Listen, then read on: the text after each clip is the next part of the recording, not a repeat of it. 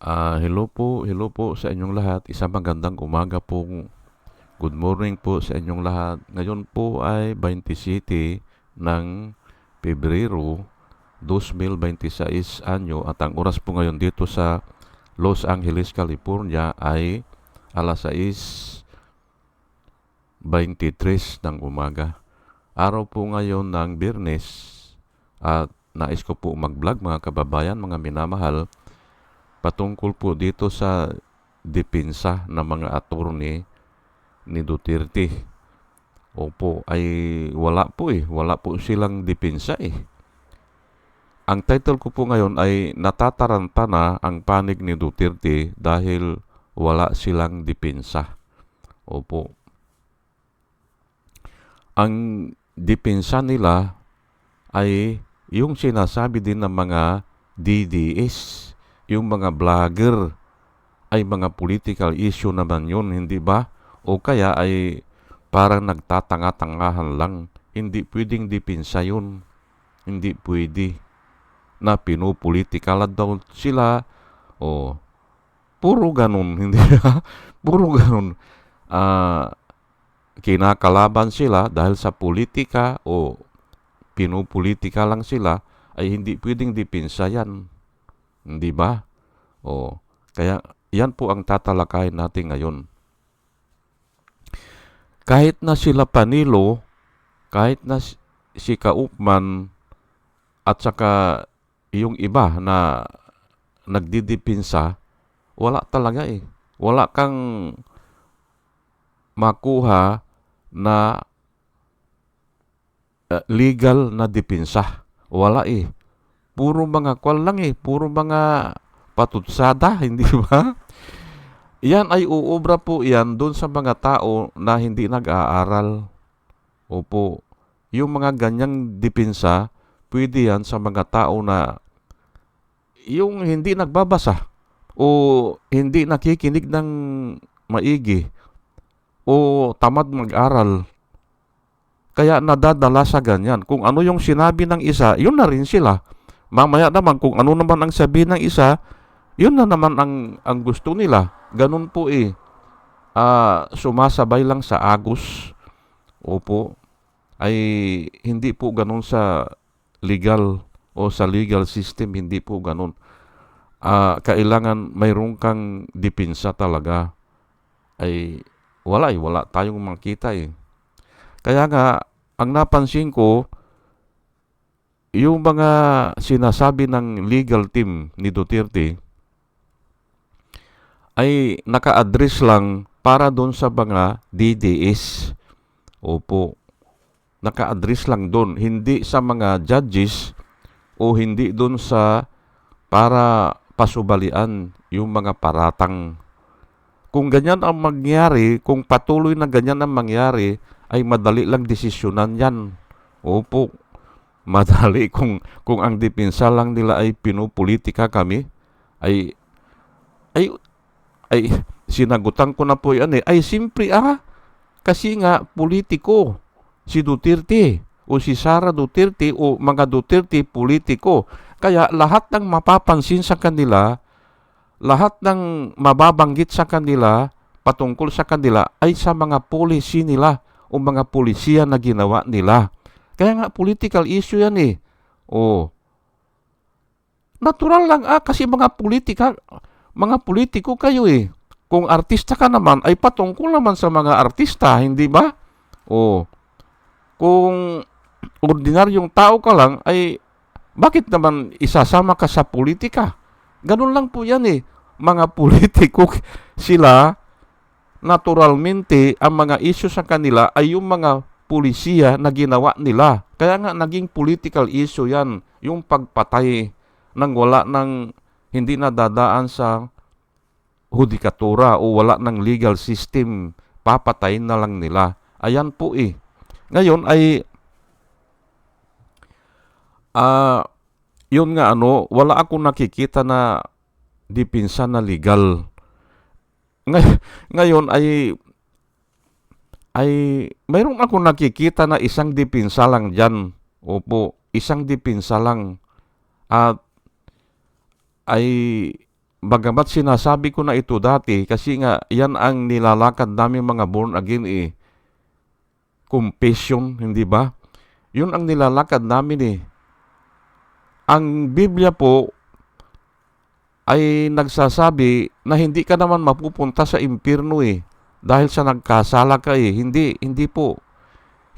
Kahapon may sinagutan ako diyan sa YouTube. May sinagutan ako, ang sabi ko, hindi ka mapupunta ng impyerno dahil sa kasalanan mo.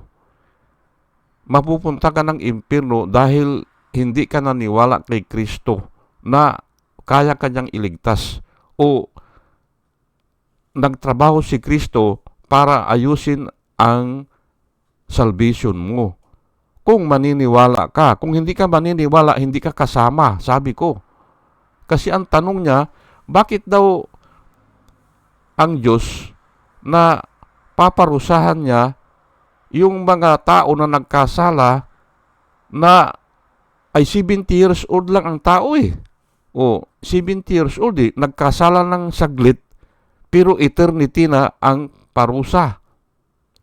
Yun ang tanong niya Parang unfair, sabi niya. Parang hindi ugma. Nagkasala ka lang ng 3 years. O nabuhay ka dito sa mundo ng 70 years. Tapos paparusahan ka na ng eternity. Ayun ang tanong niya. Ay, kako, hindi ganyan Hindi ganyan ang turo ng Biblia. Lahat ay nagkasala wala kahit na isa na hindi nagkasala. Pero mapupunta ka sa impyerno kasi hindi ka naniwala. Hindi ka kasama dun sa ililigtas ni Kristo. Pero po ang Panginoon, kung ayaw mo maniwala, huwag mong isama ang sarili mo. Sabi ko, exempted ka. O outside ka doon sa corporate race ng God, doon sa, kung tawagin nila yung family of God. Hindi ka kasama doon. Ang sabi ko, kung ayaw mo maniwala, ay paano ka naman maniniwala kung ayaw mo makinig, hindi ba? Kasi ang paniniwala, nag-umpisa yan sa pakikinig. Ayan po Ngayon, ang sabi ko nga dito kay Duterte, ang isang dipinsa niya ay para bababa yung sentensya sa kanya, ay aminin na niya. Hindi ba? O Mr. Duterte, hindi ba? O gusto ko siya na mismo ang tanungin ng judge Mr. Duterte, ayan naririnig mo ba itong mga kaso mo? O itong mga tao na nag-testify laban sa iyo? Naririnig mo ba ito? O ayan ang mga kaso mo, ayan ang mga complaints sa iyo. Ano ang dipinsa mo diyan? Ay simpre, kung si Panilo ang tatanungin o si Kaupman, ay political issue lang yan. Ay wala mangyayari sa ganun, hindi ba? Ay ipipilit nilang ganun. Ay hindi patunayan niya na hindi nangyari. Opo, ganun Pero nga, kung ang gagawin niya ay aaminin na niya, your confession was made unto your salvation, and your belief was made unto your justification. Yan po ang pinaniniwalaan namin na nabasa namin sa Biblia. Yung confession mo, magiging masisave ka. Yung naman belief mo o yung faith mo, naniniwala ka na sinave ka ni Jesus Christ, yun ang magiging justification mo. Justified ka. Ayan po. Ay palagay ko hindi naman niya aaminin kasi nga ay talagang ganun po patuloy na alipin kasi ng kasalanan ang tao. Patuloy yan. Hindi ka makakaalis diyan kung hindi ka kahabagan ni Kristo. Opo. Ay hindi ka naman kahabagan kung hindi mo siya hinahanap. Opo. Kung hindi mo hinahanap si Kristo, o ano ang kalooban niya, o ano yung ginawa niya, hindi mo alam ano yung plano niya, ano yung sakripisyo niya, hindi ba? Dahil ayaw mong makinig o wala kang panahon, hindi ba? wala kang panahon na makinig kasi busy, ay hindi siya mahahabag sa'yo. Habag lang po Kaya makakaligtas ang tao. At yun nga ang nilalakad ng mga born again.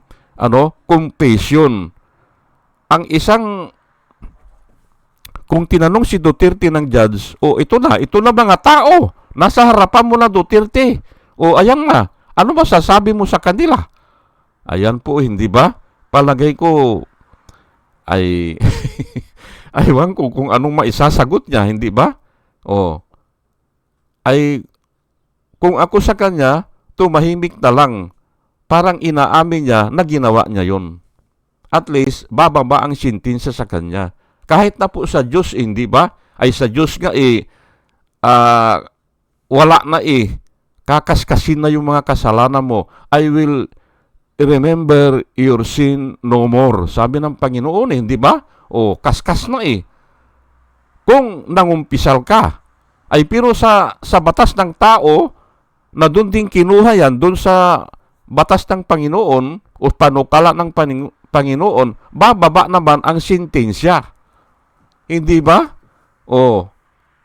Bababa ang sentensya kung aaminin niya. Yan lang po ang depensa niya. Pero ibibigay ko na po yung mga Bible verse dito. Kaya noon pa sinasabi ko na hindi lulusot si Duterte. Hindi, Kasi nga dito, Proverbs 12, verse 19. Truthful lips endure forever, but a lying tongue lasts only a moment. Ayan po, Yung nagsasabi daw ng totoo ay endures forever. Ayan po, Truthful lips endures forever, but a lying tongue ay puro kasinungalingan, hindi ba? Puro po kasinungalingan Hindi ba? Sasakay daw siya ng jeep Noon pa lang, nung nangangandidato na siya, noong sinabi niya doon sa Yupang po yan tinanong doon University of Pangasinan, hindi ba? Doon siya nag-lecture ata doon tinanong siya anong gagawin niya diyan sa Sigalot diyan sa West Philippine Sea. Tinanong pala silang lahat. Pero ang sagot niya, sasakay daw siya ng jet. Noon pa lang nakita ko na walang kwintang tao ito. Ay ang ganda ng tanong bakit lulukuhin lang niya ng ganun? Sumakay ka nga ng jet kung baka sa 5 kilometers lang ay malalaki po ang alon dito sa amin sa Zambales Baka babalik ka na hindi ba? Babalik ka na dahil matatakot ka na Kako hindi niya iniintindi ang sagot niya. Ayun lang pala lying lips, hindi ba? Lying lips yung ganun. Lying tongue ang tawag Truthful lips endures forever, but a lying tongue lasts only for a moment. Saglit lang yan. Kaya nga ako, nangampanya na ako noon na huwag iboto yan. Kasi nga, napipilter ko po yung mga sinasabi niya sa pamamagitan ng Biblia, sa pamamagitan ng Word of God, pinipilter ko yung mga sinasabi niya. Ayun na nga, hindi po ako nagkamali. Pero, ang dami kong nilabanan doon sa comment section, doon sa Philippine Daily Inquirer. Doon po ako sumusulat dati. Ngayon, at ito rin ang mga sinusulat ko, a lying lips endures, a truthful lips endures forever, but a lying tongue lasts only for a moment. Ayan po, saglit lang yan. Ngayon, ay Psalms 37, verse 12 hanggang 13. The wicked seem against the righteous and grasp their teeth at them. But the Lord loves seeing that their day is coming. Ayan po ang sinasabi po dito, yung mga wicked ay gumagawa ng mga kasamaan yan mga bagay-bagay na against doon sa mga righteous. Contrast kasi yan yung wicked at saka righteous. Ang mga wicked daw ay gumagawa ng mga paraan against the righteous, mga gawa na against the righteous.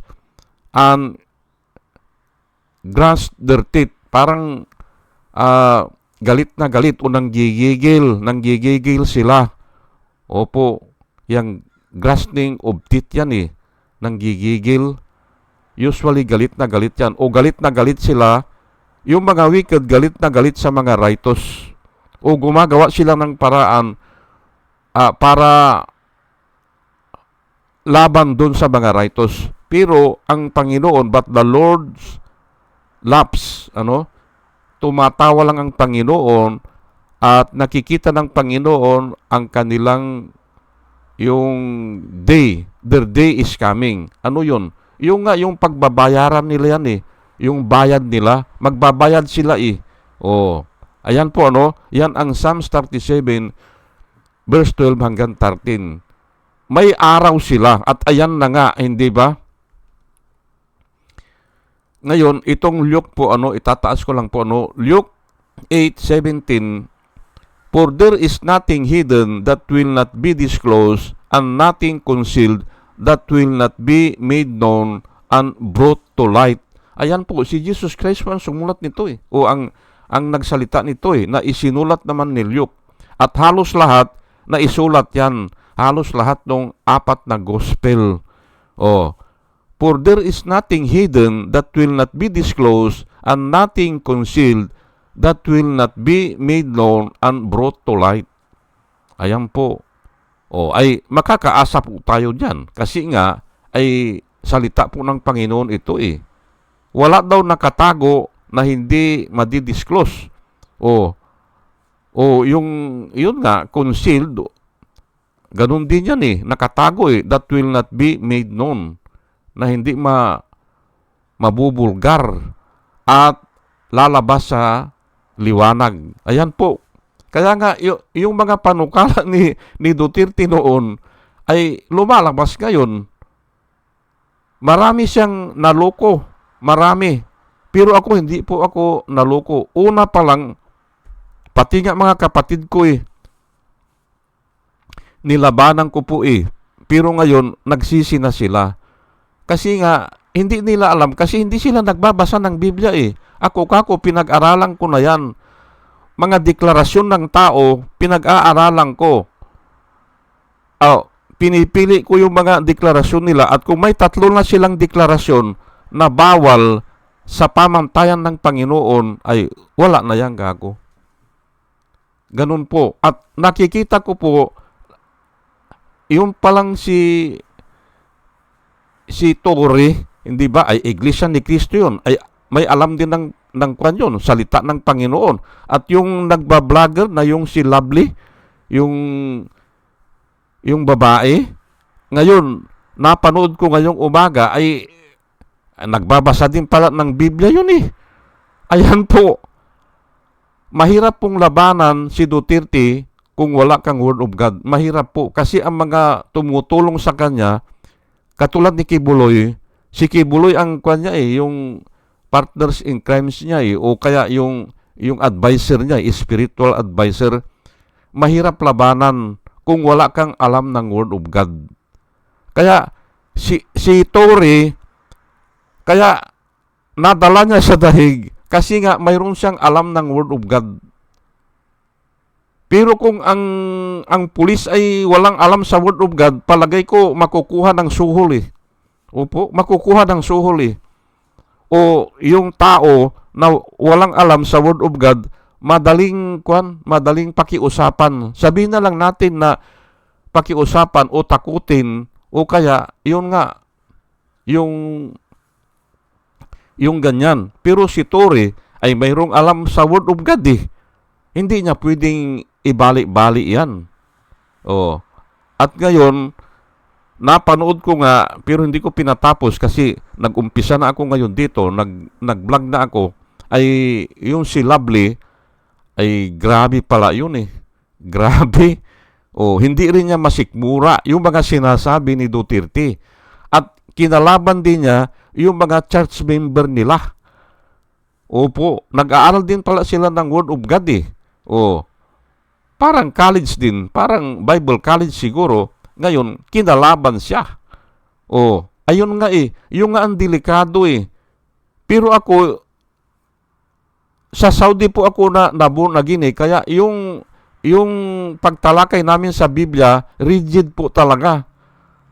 Natutulog na, tinatalakay pa namin kumakain sa trabaho, tinatalakay pa namin.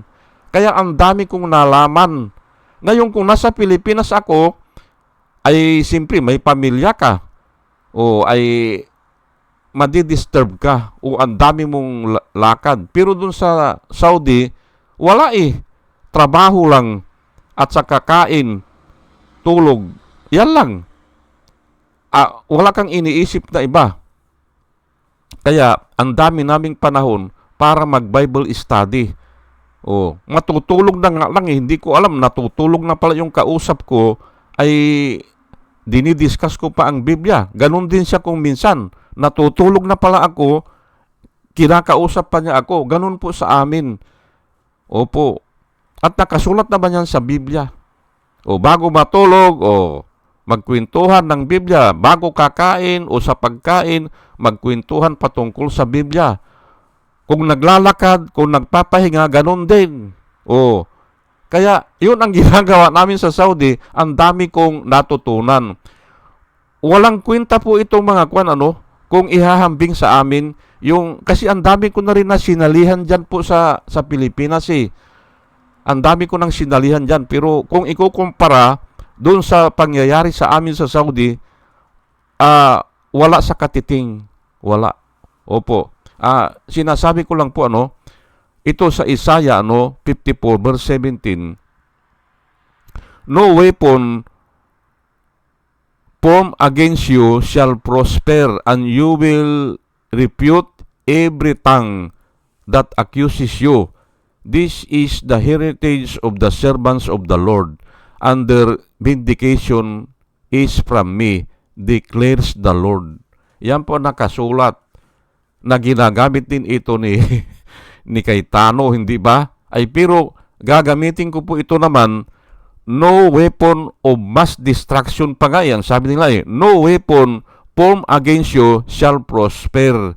Wala Kung ikaw ay ang nilalakad mo talaga ay yung salita ng Panginoon. Ngayon, yung kabila naman ay bakit mo nilalabanan yan ay dahil nga mali mali yung turo o mali yung pagkaintindi nila o nagagamit nila ang salita ng Panginoon sa kalakal o sa negosyo o sa personal gain. Hindi ba? Ayan po. No weapon formed against you shall prosper, and you will refute every tongue that accuses you. This is the heritage of the servants of the Lord, and their vindication is from me, declares the Lord. Ayan po. Kaya po, mahihirapan ito si Duterte mahihirapan. Kasi nga, ay puro kabulastugan Ay ako nga nagtataka ako, bakit bumabayad pa siya ng attorney, hindi ba? Wala namang ginagawa. Ay ang sinasabi lang ay yung sinasabi lang ng DDS, hindi ba? Yung mga vlogger, ganun din. Ay what is the use, hindi ba? Hello, hindi ba? Ay ang mahal ng bayad. Katulad ni Panilo, siguro yan, mahal ang bayad. Kay Kaumban, 150 million per month. Pesos, hindi ba? Ay ang laki niyan Million po 150 million. Ganun lang ang sasabihin. Yung sinasabi ng mga DDS, yun din ang sasabihin. Political issue lang yan. Ay ano po mangyayari dyan, hindi ba? Walang mangyayari dyan. Sige po, hanggang dito na lang po, at sana sa ating pakikinig po, ay dalayan ko sa Panginoon na nakakakuha tayo ng wisdom na nanggagaling sa Kanya. At muli mga kababayan, mga minamahal, isang magandang umaga po sa inyong lahat. At salamat po sa inyong pakikinig. Salamat po ng marami. Salamat po.